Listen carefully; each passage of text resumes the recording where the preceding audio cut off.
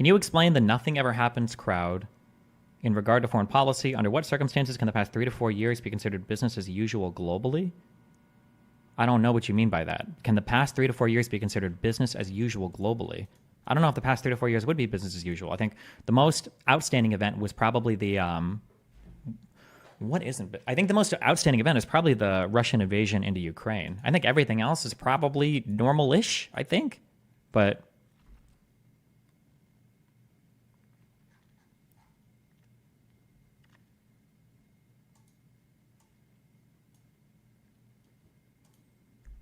it's in response to people saying World War III is going to happen. If World War III, nothing ever happens is the meme against World War III after literally anything happens. Oh. Destiny, yeah, bombing 15K kids is normal-ish.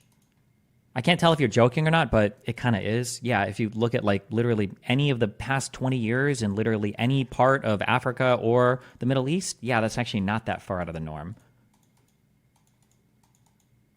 I mean,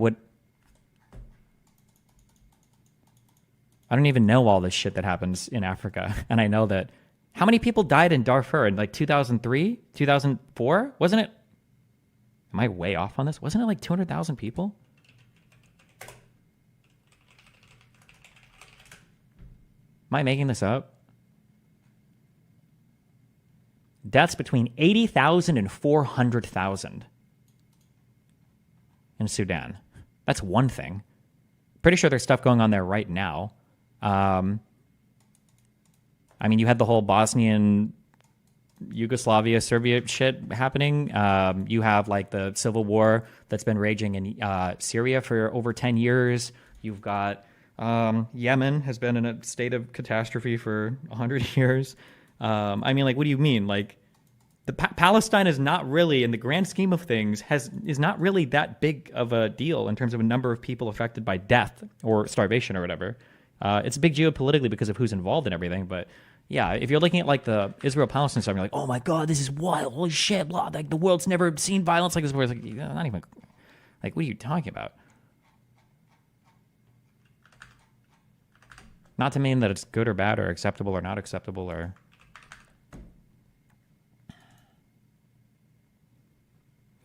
I think that if you're thinking about World War III starting, this would be my guess. The closer you get, when you've got more active conflict happening, because the temperature is getting turned up on everything, I think that increases potentially the risk for like World War III happening. But right now, I don't think we're on any clear tracks to World War III, and I think everybody doesn't want World War III.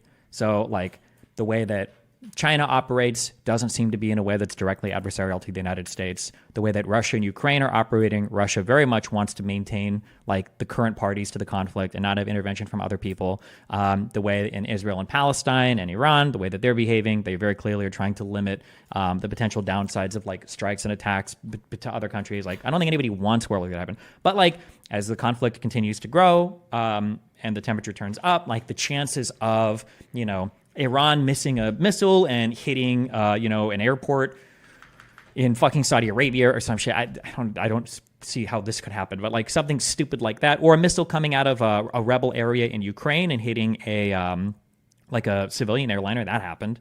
Or actually, in the Strait of Hormuz, the United States or Saudi Arabia shot down a civilian airliner from Iran once. That did happen. So, I mean, like, I feel like stuff like that could potentially put us on that road.